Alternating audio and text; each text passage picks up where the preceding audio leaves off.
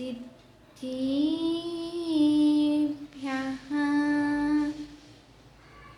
ॐ नमः सिद्धिभ्यः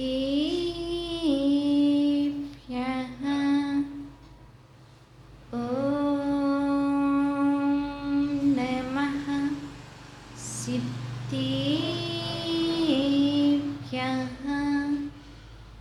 नमो वैरिहन्ताणं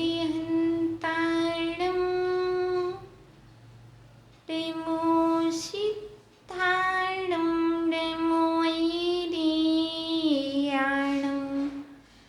नमो वज्रायाणं नमो लोयिसविसाहुडं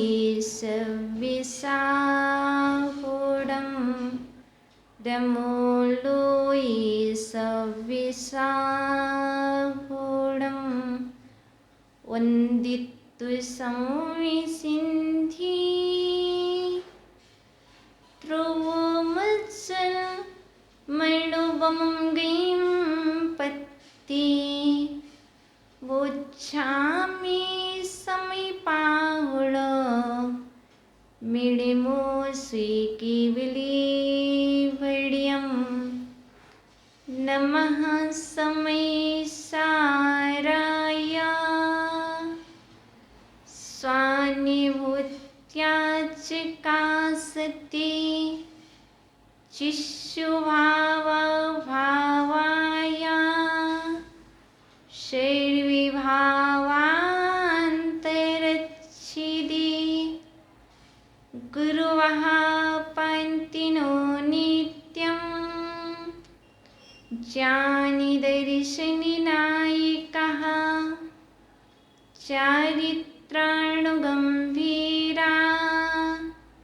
मोक्षमार्गोपदेशिकः मोक्षमार्गोपदेशिकः। बोलिए अनंतानंत सिद्धि परमेष्ठी भगवान की देवादिदेवी मूलय श्री आदि ब्रह्मादिनाथ भगवान की परम पूजनीय आचार्य वन कुंद कुंद स्वामी की परम पूजनीय आचार्य वन श्री पूज्यपाद देवी की प्रातः स्मरणीय सारस्वत कवि नई चकोटी मम गुरुवरी आचार्य वन शिक्षक विभव सागर जी महाराज की परम पुजारी कमल सियाराम श्री माता जी की जय। अंतमन हिमा चिनवाणी तेरी जय हो सीता विजय हो तेरी विशाल पद में श्रोता सूर्य का उदय हो श्रोता ब्रह्म का उदय हो। प्रिय अंतमन कल हम सभी ने प्रवचन के माध्यम से मोक्ष सुख के कारण एवं सुपात्र दान का फल जाना था। आज हम उसी क्रम में आगे बढ़ते हुए नरक के कारण एवं उनके फल को जानेंगे। किन कारण से नरक जाते हैं और नरक में जाकर के किस प्रकार के फल को भोगना पड़ता है। तो चलते हैं हम आज नरक जाने के कारण। पहले हम रविशरण आचार्य की दृष्टि को देख लें, इसके बाद हम कुंद कुंद स्वामी की दृष्टि देखेंगे, आचार्य भगवान स्वामी की दृष्टि। तीन आचार्य भगवान को समक्ष रख करके हम नरक गति के कारणों को जानेंगे। साधूनां दुष्का पापः मिथ्या दर्शन संगता रौद्र ध्यानमिता जीवा गच्छन्ति नरकं ध्रुवम्। गच्छन्ति नरकम ध्रुवम, नरक को जाते हैं। कौन? साधु नाम दुष्कः पापा, जो साधुओं से द्वेष रखते हैं, वह गच्छन्ति नरकम ध्रुवम, वह नरक को जाते हैं। कैसे द्वेष रखते हैं? मन से द्वेष रखते हैं, वचन से द्वेष रखते हैं, काय से द्वेष रखते हैं, किसी न किसी ईर्ष्या के वश द्वेष रखते हैं। कोई भी कारण हो। आचार्य भगवान रविशेण स्वामी जीवन की पहली पुस्तक, जीवन की पहली भाषा, प्रथमा नियोग में आचार्य भगवान रविशेण स्वामी ने पद्म पुराण में कहा है, जो साधुओं से द्वेष रखते हैं, जो साधुओं से ईर्ष्या रखते हैं, वह नरक को जाते हैं। हम नहीं रखते।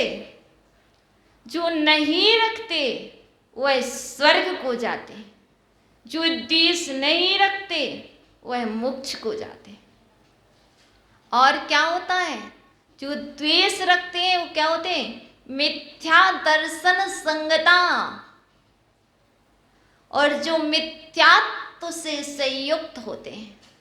जो द्वेष रखते हैं वे मिथ्या दृष्टि होते हैं, उनके अंतरंग में मिथ्यात्व पलता है।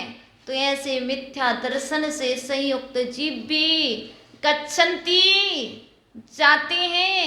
कहाँ? नरक में, ध्रुवम, यम से। वह निश्चित ही नरक जाते हैं, नियम से नरक जाते हैं, उन्हें कोई नहीं बचा सकता। जैसे आचार्य कुंद स्वामी ने वारसाणु विख्या में एक बहुत प्यारी बात कही है, जब जीवन का अंत समय आ जाता है, जब आपका जाने का समय नजदीक आ जाता है, तब आपको ना कोई मंत्र बता सकता है, ना कोई तंत्र बचा सकता है, कोई नहीं बचा पाता है, ना डॉक्टर बचा सकते हैं। उसी तरह आप यदि मिथ्यात्व से संयुक्त हैं, यदि द्वेष से सहित हैं, तो आपको गच्छन्ति नरक से कोई नहीं बचा पाएगा। ऐसा कोई भी नहीं है जो आपको वहां से बचा ले। और क्या? रौद्र ध्यान मृता जीवा, अर्थात जो रौद्र ध्यान से मरण करते हैं, संक्लेश से मरण करते हैं, संक्लेश को करते हैं, वह भी गच्छन्ति, जाते हैं। कहाँ? नरक को जाते हैं। नरक से बचना हो तो उपाय क्या है? पहले तो कारण बतला दिए नरक जाने के। ये 3 कारण जो हैं आचार्य भगवान रविशेण स्वामी की दृष्टि, उनके अनुरूप हैं। तो उपाय रविशेण स्वामी की दृष्टि से क्या है? तो आचार्य भगवान रविशेण स्वामी कहते हैं, साधुओं से द्वेष रखना छोड़ दो। किनसे? सभी से, एक से नहीं। कैसे भी हो, क्या चढ़ा रहे, क्या चढ़ा है। क्योंकि पूज्य गुरुवर ने बहुत अच्छी बात लिखी है, कोई फूल चढ़ाई चरणों पूजा पाठ रची, कोई सर्प गले में डाले या अपशब्द कहे, उन दोनों में समिता धरता संत यशोधर हो, मेरा अंतिम मरण समाधि तेरे दर पर हो। किसने क्या चढ़ाया? भैया, कोई बादाम चढ़ाता है,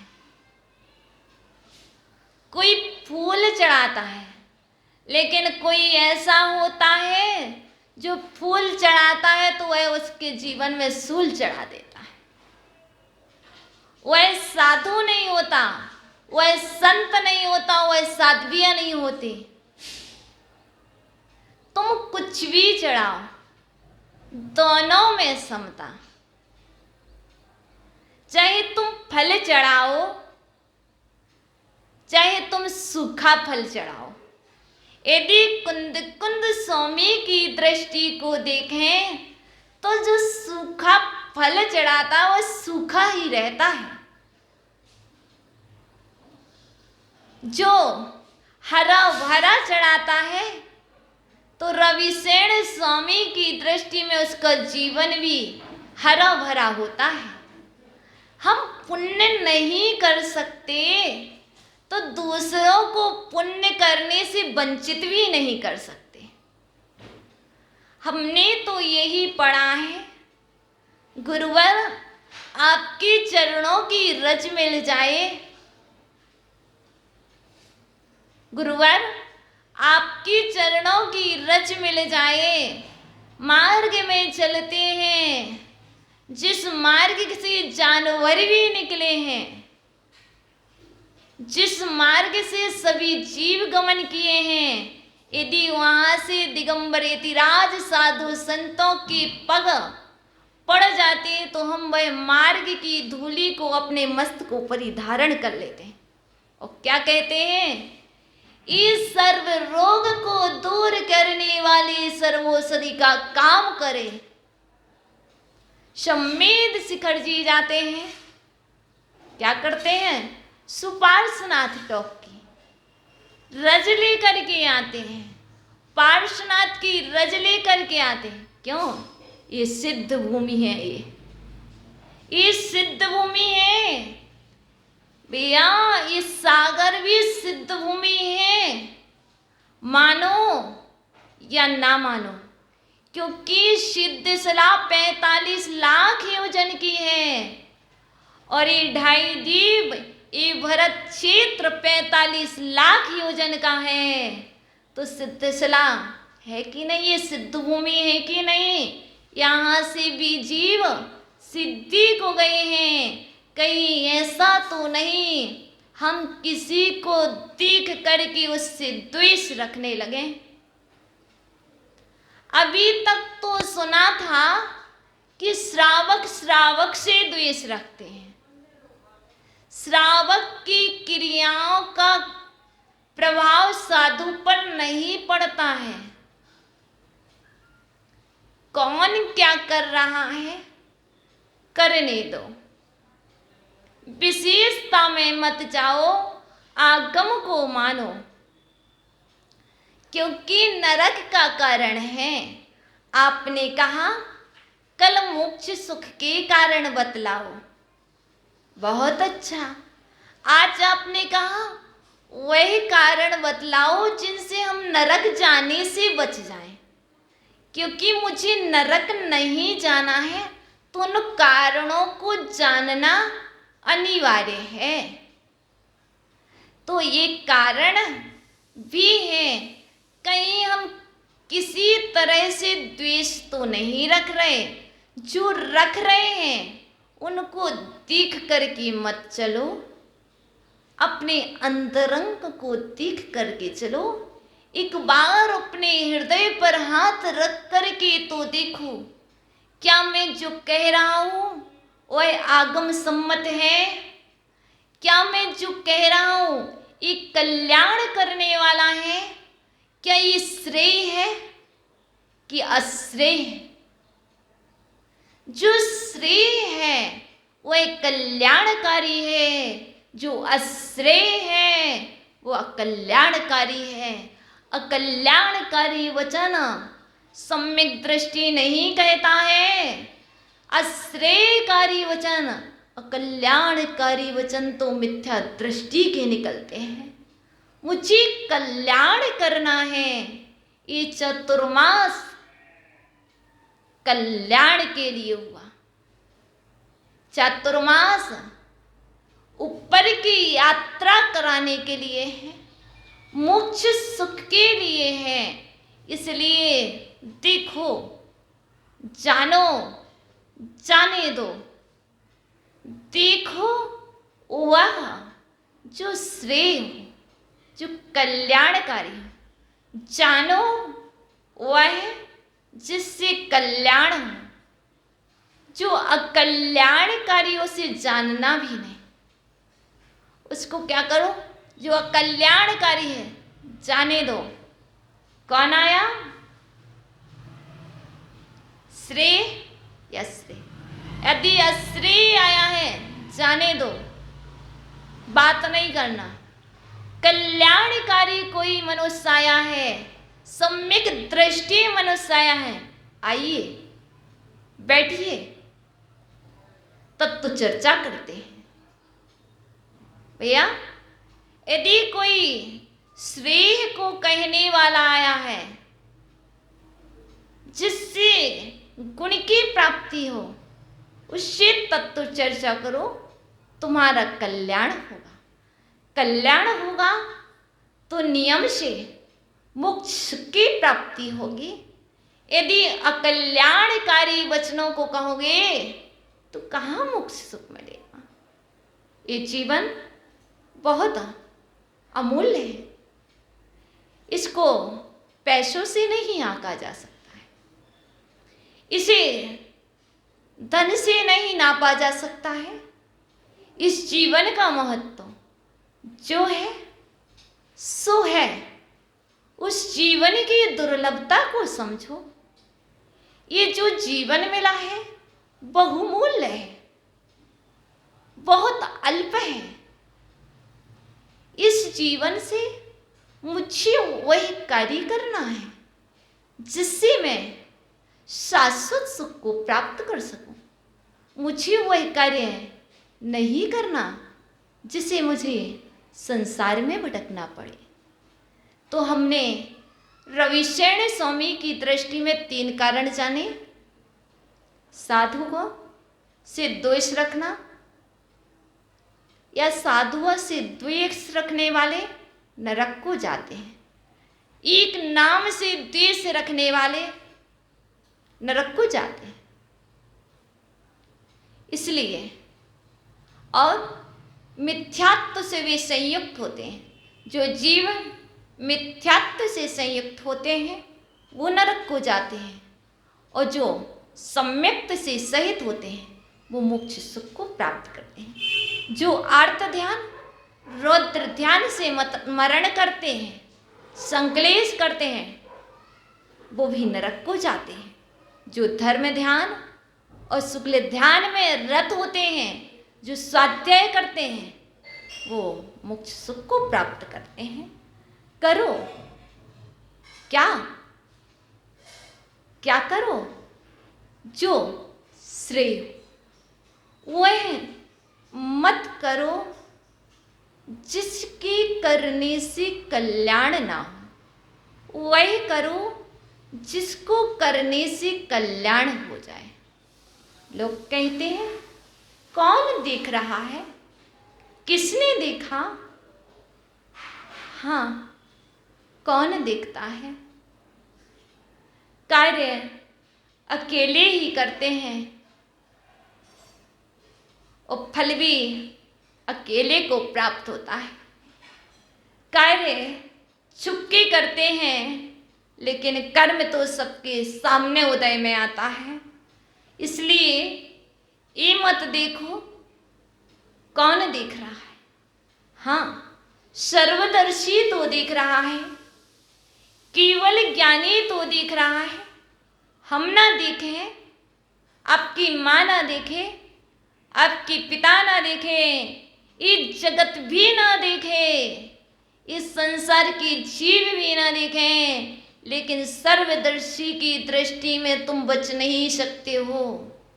इसलिए ये बात को हमेशा अपने हृदय में विराजमान करना मुझे देखने वाला सर्वदर्शी है। इसलिए मैं उसकी दृष्टि में हूँ, उसकी दृष्टि मुझ पर है और मैं उनकी नजरों में हूँ। लोग कैमरा लगाते हैं, मंदिर में लिख देते हैं आप कैमरे की निगरानी में, आप सीसीटीवी कैमरे की निगरानी में हैं। भैया वह सीसीटीवी कैमरा तो कभी खराब हो सकता है, लेकिन आप हम भी लिख कर रख देते हैं। आगम में आचार्य भगवान ने लिख दिया है आप सर्वदर्शी की निगरानी में हैं, बच के रहना। यदि आप वहां से छुप कर कार्य करोगे तो तुम्हें नरक से कोई नहीं बचा सकता। इसलिए आपको न्याय दिलाने वाला कोई नहीं है, उस निगरानी से बच लोगे, लेकिन आगम से तुम नहीं बच पाओगे। तो आगम को मानने वाला और आगम की मानने वाला, आगम को मानना और आगम की मानना, मात्र इतना नहीं, प्रथमम कर्णम चरणम द्रव्यम नमः। आगम को तो मानते हैं पर हम आगम की नहीं मानते, बहुत अंतर है। हमें दोनों अनिवार्य हैं, आगम को भी मानना है और आगम की भी मानना है। और जिसने आगम में प्रतिपादित किया है उसको भी मानना। अन्ना ऐसा होगा, बीमार हो, क्या हुआ, डॉक्टर के पास गए, डॉक्टर पर श्रद्धा करना, विश्वास है डॉक्टर जो कह रहा वह सत्य है। पहले श्रद्धा, सम्यक दर्शन, उसने जो कहा सम्यक ज्ञान, और डॉक्टर ने जो औषधि बतलाई है उसका सेवन करना, सम्यक चारित्र। भैया हम डॉक्टर के पास तो जाएंगे, डॉक्टर को दिखाए, हाँ चेक करवा लिया, क्या बताया, ये बताया, डॉक्टर ने कहा ये फार्मूला है, ये टैबलेट मॉर्निंग में लेना, ये इवनिंग में लेना, लिख दिया। अब हमने जैसे डॉक्टर ने कहा था मेडिकल से दवाई ले लेना, ले ली, हमने अपने पॉकेट में रख ली, उसका सेवन नहीं किया, तो क्या आप स्वस्थ होंगे? ऐसे आचार्य भगवान तो औषधि रूप में शास्त्र में प्रतिपादित कर गए हैं, तुम्हें कल्याण करना तो इस पद्धति से इसका सेवन करना, और हम उसका सेवन नहीं करेंगे तो क्या हम स्वस्थ होंगे? हमारा कल्याण होगा? नहीं होगा। और जो कर रहा है उसको यदि हम कह देंगे आप यदि ऐसा करोगे तो आपको ये हो जाएगा, आप ऐसा करोगे तो ये हो जाएगा, इसका साइड इफेक्ट पड़ेगा। संतोष चाचा, यदि ऐसा नहीं करेंगे तो इसका साइड इफेक्ट पड़ेगा। कब पड़ेगा? यदि हमने डॉक्टर से पूछ करके औषधि का सेवन किया है तो वह डॉक्टर ऐसा नहीं था कि अंगूठा छाप हो, कोई डिग्री वाला ही होगा जो आपको औषधि दे रहा है, जो लिख रहा। तो हमारे आचार्य भगवान अंगूठा छाप नहीं है, हमारे आचार्य भगवान ज्ञानी थे, व्याकरणाचार्य थे, संस्कृताचार्य थे। उन्होंने जो लिखा है वह सत्य लिखा है। वह यदि सही तरीके से जो क्रम बतलाया है उस क्रम से, उस पद्धति से यदि मैं सेवन करूँगा तो मेरा कल्याण नियम से होगा। अब इसमें कोई भी बीच में आकर के कह दे सिंपल भैया जैसे लोग, ये करना कल्याण का कारण है, हम नहीं मानते तुम्हें। क्योंकि कुंद स्वामी ने बहुत अच्छी बात लिखी है रेणसार में। इस पंचम काल में, इस अवसर्पिणी काल में कृष्ण नील कापोत लेस्या वाले मनुष्य बहुत ज्यादा देखे जाएंगे, और तो और संक्लेश करने वाले और मिथ्या दृष्टि मनुष्य बहुत देखे जाएंगे। इनकी बातों में आकर के इनके वचनों को कर्णों से श्रवण करके तुम अपना कल्याण मत रोक लेना। मुझे तो ये मनुष्य पर्याय कल्याण के लिए मिली है, मुझे कल्याण करना है। इसलिए यदि नरक से बचना है तो भैया आगम को भी मानो और आगम की भी मानो, श्रद्धा भी करो, विश्वास भी करो। श्रद्धा करना सम्यक दर्शन, उस पर उसका ज्ञान स्वाध्याय देख भाल कर चलो भैया, देख भाल कर चलो। देख लिया ना सम्यक दर्शन, भालना सम्यक ज्ञान और चलना सम्यक चाल। देख भाल कर चलो, देख भी लो भाल भी लो इसको और आचरण करो, फिर चलो। यदि गाड़ी अच्छे से चलाओगे देखभाल करके तो एक्सीडेंट से बच जाओगे। ऐसे आगम को देखभाल करके आचरण करोगे तो नरक गति से बच जाओगे। यदि देखभाल करके नहीं चलोगे तो तुम्हें कोई नहीं बचता पाएगा। इसलिए आचार्य भुवन कुंद स्वामी और रविशरण स्वामी की दृष्टि देखी, और कुंद स्वामी बहुत अच्छी बात कहते हैं। क्या कहते हैं? यदि हम अंतराय डालते हैं दान देने में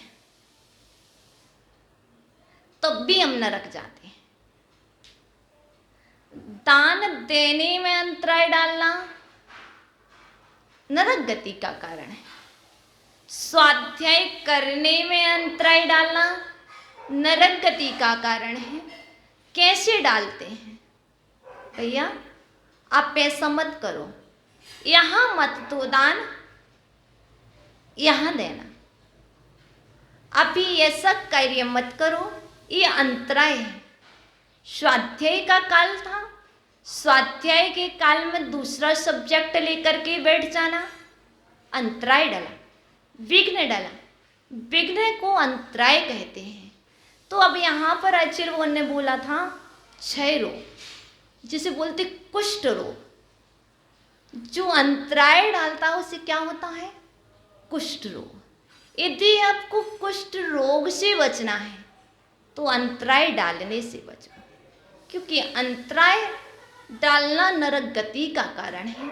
यदि आपको मूल रोग से बचना हो, स्थूल रोग से बचना हो, जलोदर, मकड़ी, कफेरना, भगंदर, नेत्र रोग, सिर का रोग, शीतोषण इत्यादि नाना तरह के रोगों से यदि मुक्ति चाहते हो, सन्निपात आदि रोगों से मुक्ति चाहते हो, तो आचार्य भुवन कुंद स्वामी रेणसार में कहते तुम दान देने में विघ्न डालने से बचना, अंतराय डालने से बचना। ये अंतराय आपको वर्तमान में भी बीमार करते हैं और भविष्य में नरक जैसी यात्राओं को, दुर्गतियों को ले जाने वाले हैं। आगे आचार्य भगवान ने बहुत अच्छी बात कही थी। नरायु, नरायु मीन्स नरकायु, त्रियायु, त्रियंचायु, दुर्गति, दरिद्रता। कहाँ जाना भैया?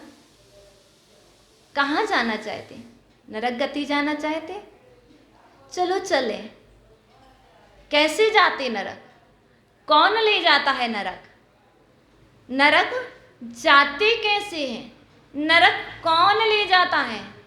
मित्र नरक नहीं ले जाता, मित्र स्वर्ग नहीं ले जाता, और मित्र त्रियंच गति भी नहीं ले जाता। तो कौन ले जाता है? जो हम स्वाध्याय में विघ्न डालते हैं, जो अंतराय डालते हैं, वही अंतराय कर्म ही मुझे नरक गति ले जाता है। तुमने मुझे विघ्न डाला था स्वाध्याय में, उस समय जो कर्म का बंध हुआ है वह तुम्हें नरकायु लेकर के जाएगा। चलो वहाँ दिखते हैं, वहाँ मिलेंगे अच्छे से। त्रियंचायु स्वाध्याय में विघ्न डालने वाले। दरिद्रता कब होती है? यदि हमने स्वाध्याय में विघ्न डाला तो संपन्नता नहीं हो सकती, नियम से दरिद्रता होगी। दुर्गति किसकी होती है? जो विघ्न डालता है, जो अंतराय डालता है। विकलांगता विघ्न डालने के। ये सब दुख किसके हैं? ये सब दुख कहाँ कहाँ से? देव वंदना में अंतराय। कहते हैं भगवान के दर्शन करते समय ऐसे विघ्न नहीं डालना कि सामने वाले को अंतराय कर्म का बंध हो। गुरु वंदना, कोई दर्शन करने आ रहा था, अभी रुक जाओ, चर्चा चल रही है, अभी गेट बंद है, बहुत सारे अंतराय। एक व्यवस्था होती है, एक अंतराय होता है। व्यवस्था को अंतराय मत मान लेना,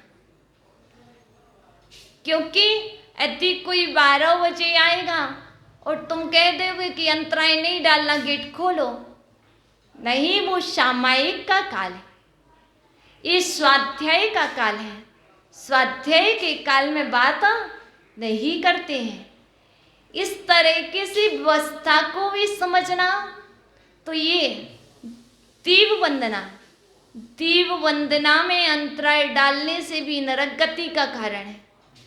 शास्त्र वंदना, शास्त्र को नमस्कार कर रहे, इस शास्त्र को नहीं करना, ये शास्त्र पूजनीय नहीं है, ये शास्त्र वंदनीय नहीं है।